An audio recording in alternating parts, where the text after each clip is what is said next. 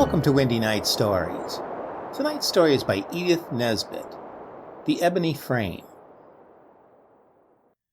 To be rich is a luxurious sensation, the more so when you have plumbed the depths of hard-upness as a Fleet Street hack, a picker-up of unconsidered pars, a reporter, an unappreciated journalist, all callings utterly inconsistent with one's family feeling and one's direct descent from the Dukes of Picardy.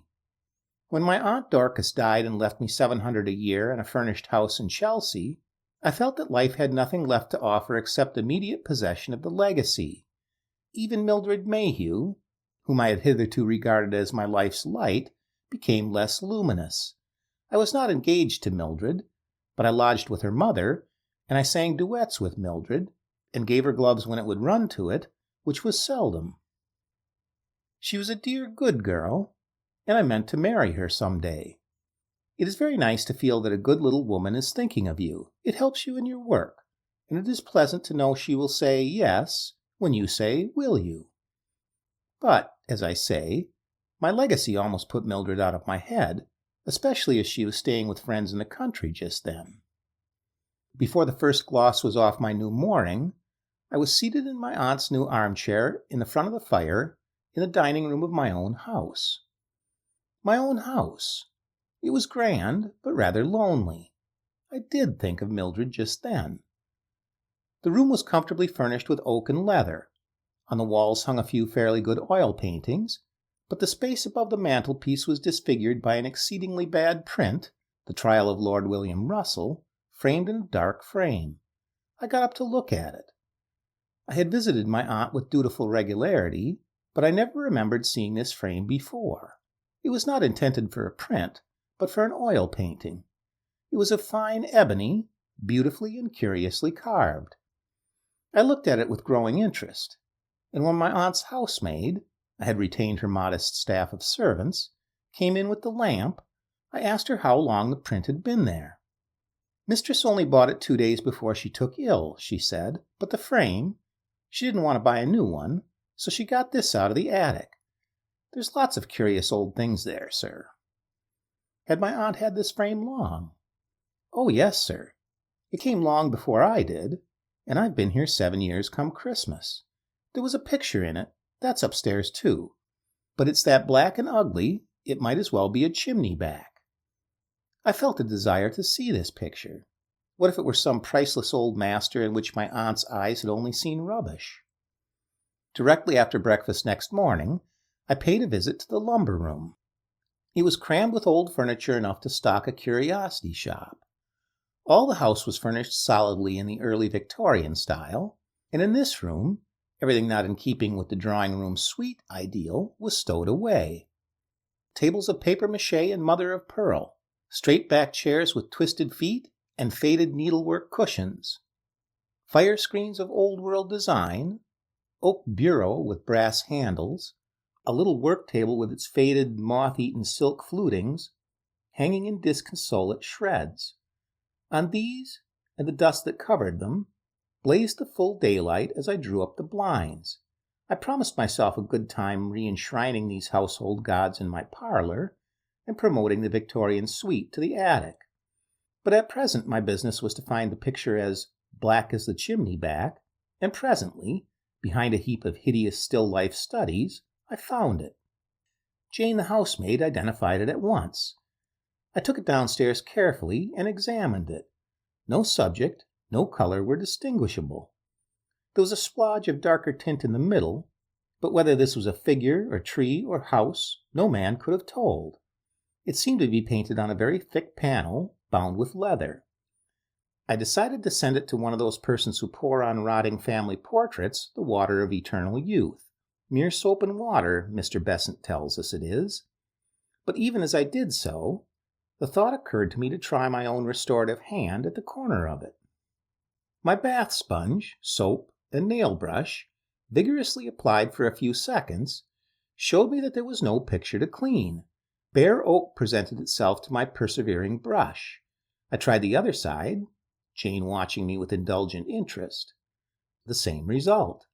Then the truth dawned on me. Why was the panel so thick? I tore off the leather binding, and the panel divided and fell to the ground in a cloud of dust. There were 2 pictures. They had been nailed face to face. I leaned them against the wall, and the next moment I was leaning against it myself. For one of the pictures was myself, a perfect portrait, no shade of expression or turn of feature wanting. Myself, in a cavalier dress, love locks and all. When had this been done? And how, without my knowledge? Was this some whim of my aunt's? Lor, sir, the shrill surprise of Jane at my elbow. What a lovely photo it is. Was it a fancy ball, sir? Yes, I stammered.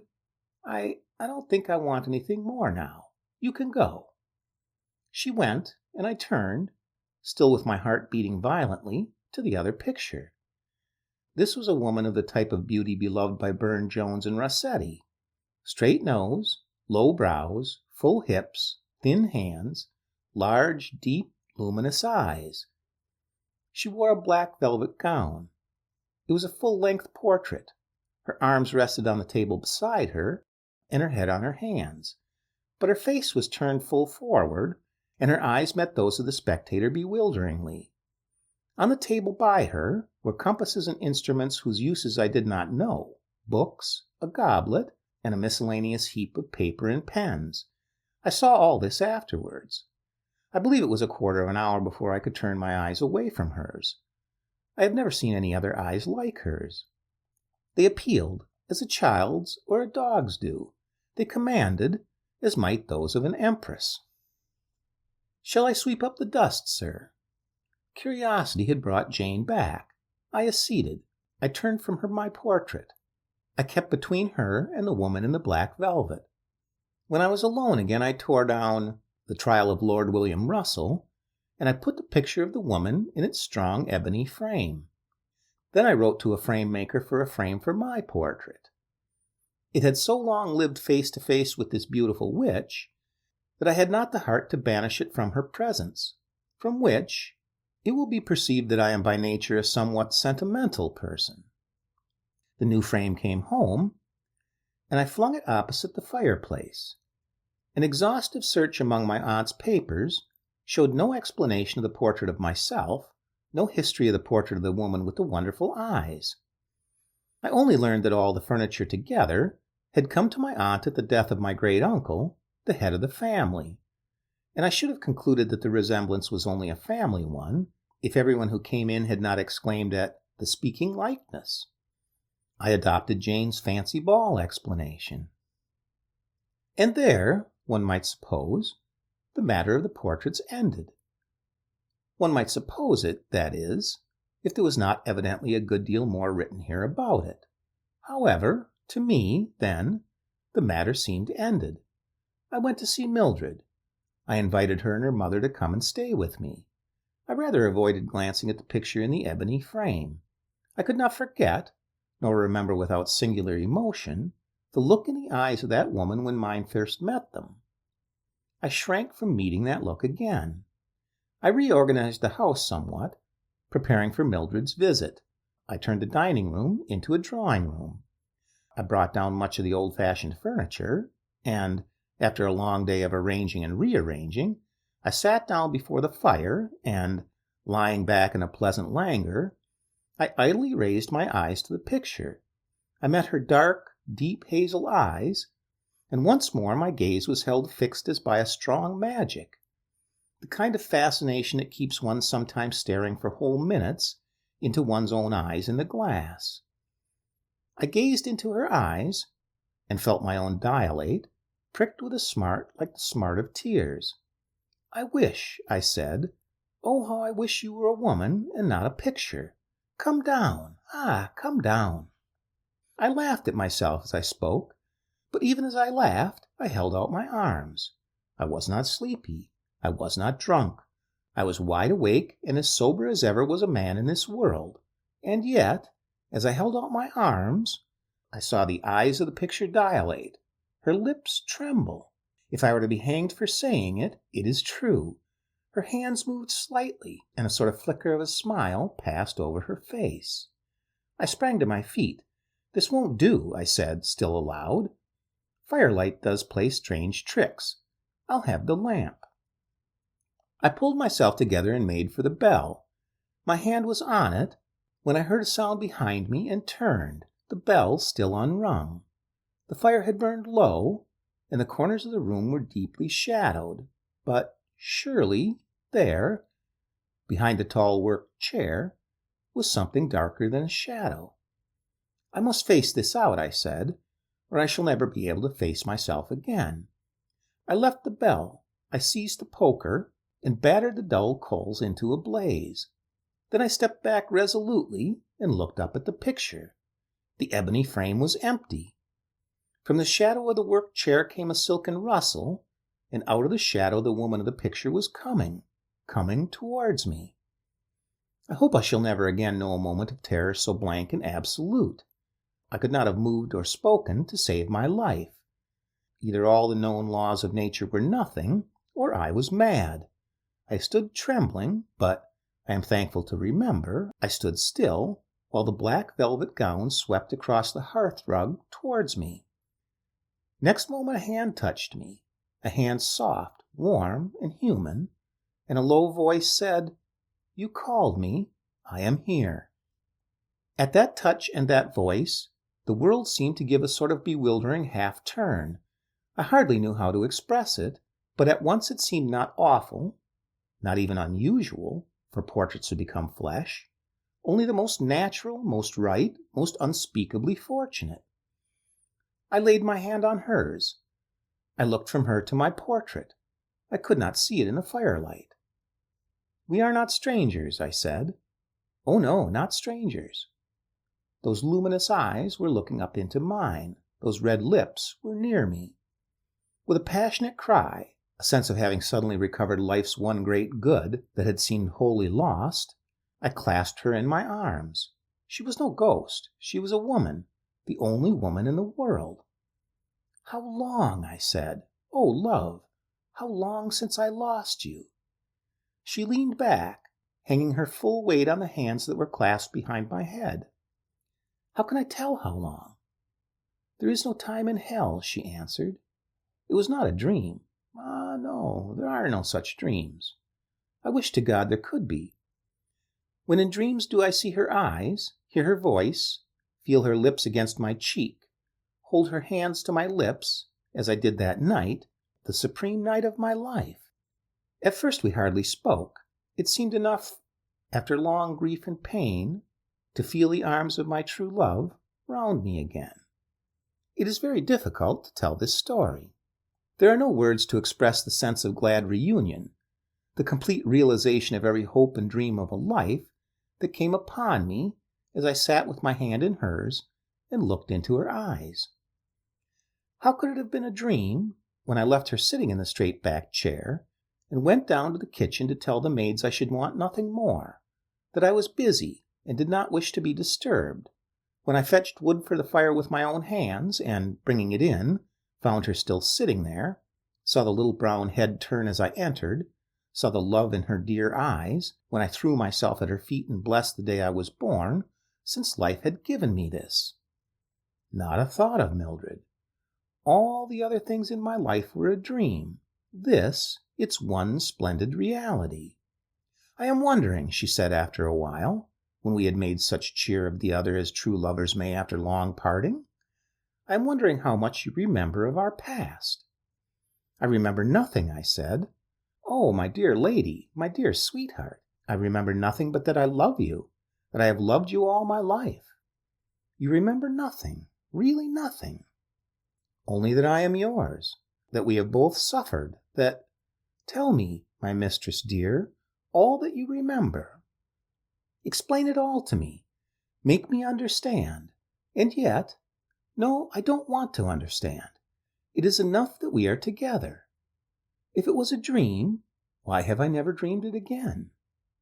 She leaned down towards me, her arm lay on my neck, and drew my head till it rested on her shoulder. "I am a ghost, I suppose," she said, laughing softly, and her laughter stirred memories which I just grasped at and just missed. "But you and I know better, don't we? I will tell you everything you have forgotten. We loved each other. Ah, no, you have not forgotten that. And when you came back from the war, we were to be married. Our pictures were painted before you went away. You know I was more learned than women of that day. Dear one, when you were gone, they said I was a witch. They tried me.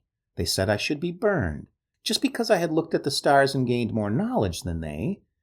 They must needs bind me to a stake and let me be eaten by the fire, and you far away. Her whole body trembled and shrank. Oh, love, what dream would have told me that my kisses would soothe even that memory? The night before, she went on, the devil did come to me. I was innocent before. You know it, don't you? And even then my sin was for you, because of the exceeding love I bore you. The devil came, and I sold my soul to eternal flame. But I got a good price. I got the right to come back, through my picture, if anyone looking at it wished for me, as long as my picture stayed in its ebony frame.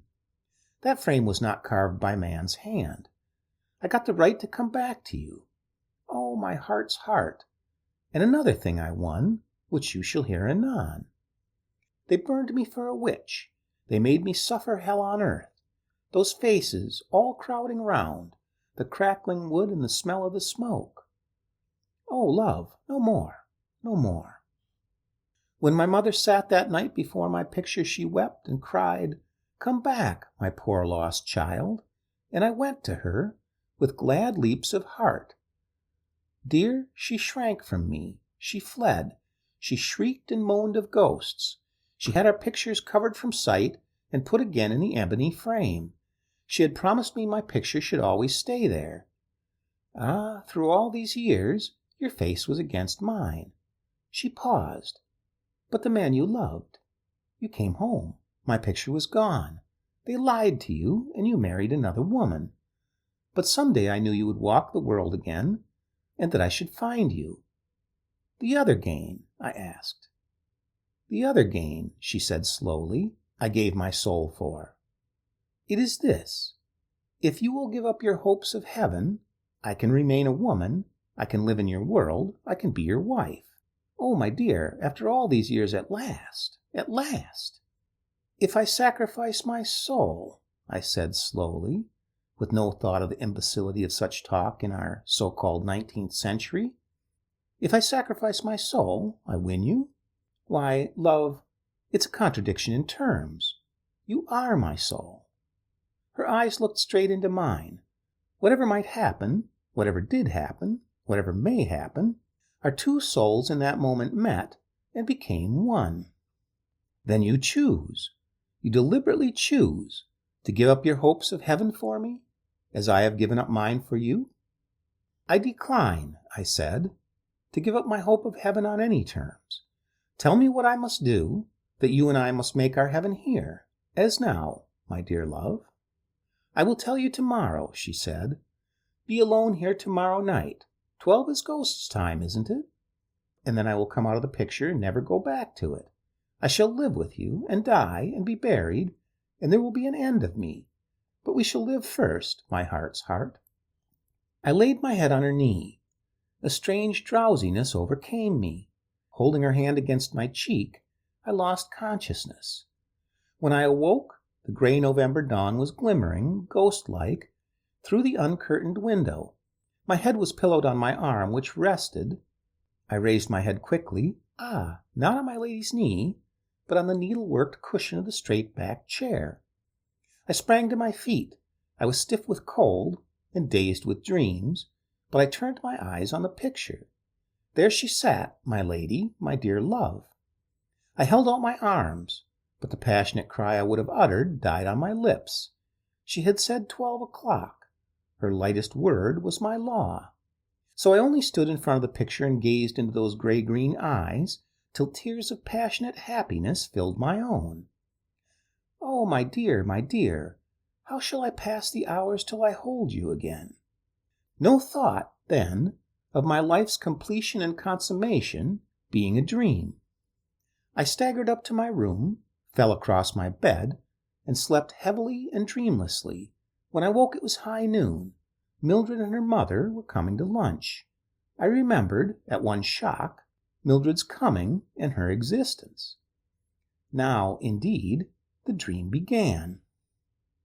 With a penetrating sense of the futility of any action apart from her, I gave the necessary orders for the reception of my guests. When Mildred and her mother came, I received them with cordiality, but my genial phrases all seemed to be someone else's. My voice sounded like an echo. My heart was otherwhere. Still, the situation was not intolerable until the hour when afternoon tea was served in the drawing-room. Mildred and her mother kept the conversational pot boiling with a profusion of genteel commonplaces, and I bore it, as one can bear mild purgatories when one is in sight of heaven. I looked up at my sweetheart in the ebony frame, and I felt that anything that might happen, any irresponsible imbecility, any bathos of boredom, was nothing if, after all, she came to me again. And yet, when Mildred, too, looked at the portrait and said, "What a fine lady! One of your flames, Mr. Devine?" I had a sickening sense of impotent irritation, which became absolute torture when Mildred, how could I ever have admired that chocolate box barmaid style of prettiness, threw herself into the high-backed chair, covering the needlework with her ridiculous flounces, and added, "Silence gives consent. Who is it, Mr. Devine? Tell us about her. I am sure she has a story." Poor little Mildred, sitting there smiling, serene in her confidence that her every word charmed me, was sitting there with her rather pinched waist, her rather tight boots, her rather vulgar voice, sitting in the chair where my dear lady had sat when she had told me her story. I could not bear it. "Don't sit there," I said. "It's not comfortable." But the girl would not be warned. With a laugh that set every nerve in my body vibrating with annoyance, she said, "Oh dear, mustn't I even sit in the same chair as your black velvet woman?" I looked at the chair in the picture. It was the same. And in her chair, Mildred was sitting. Then a horrible sense of the reality of Mildred came upon me. Was all this a reality after all?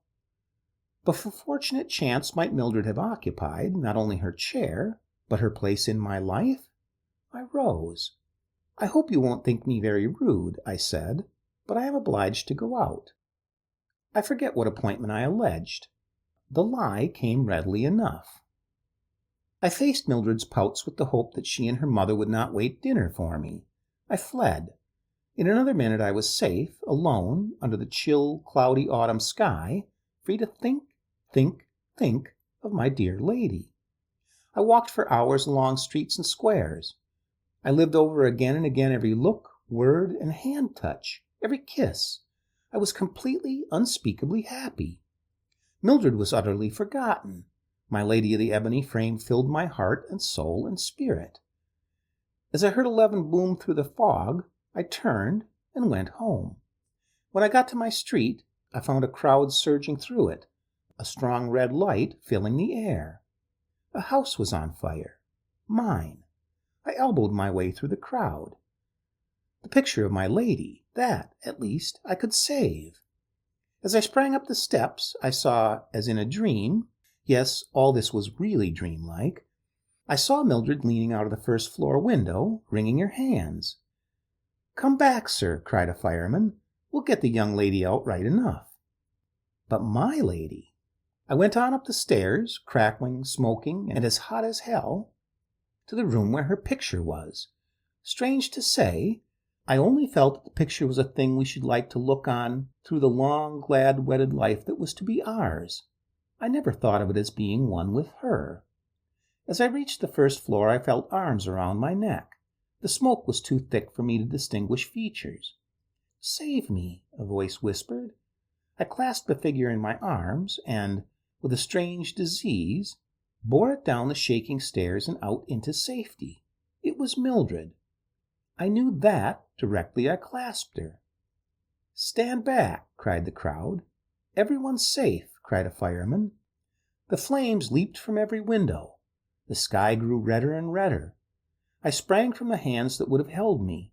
I leaped up the steps. I crawled up the stairs. Suddenly the whole horror of the situation came on me. As long as my picture remains in the ebony frame. What if picture and frame perish together? I fought with the fire, and with my own choking inability to fight with it. I pushed on. I must save my picture. I reached the drawing room. As I sprang in, I saw my lady, I swear it, through the smoke and the flames, hold out her arms to me, who came too late to save her, and to save my own life's joy. I never saw her again. Before I could reach her, or cry out to her, I felt the floor yield beneath my feet, and I fell into the fiery hell below. How did they save me? What does it matter? They saved me somehow, curse them. Every stick of my aunt's furniture was destroyed. My friends pointed out that, as the furniture was heavily insured, the carelessness of a nightly studious housemaid had done me no harm. No harm? That was how I won and lost my only love. I deny, with all my soul in the denial, that it was a dream. There are no such dreams. Dreams of longing and pain there are in plenty, but dreams of complete, of unspeakable happiness, no. It is the rest of life that is the dream. But if I think that, why have I married Mildred, and grown stout and dull and prosperous? I will tell you it is all this that is the dream. My dear lady only is the reality. And what does it matter what one does in a dream? The end.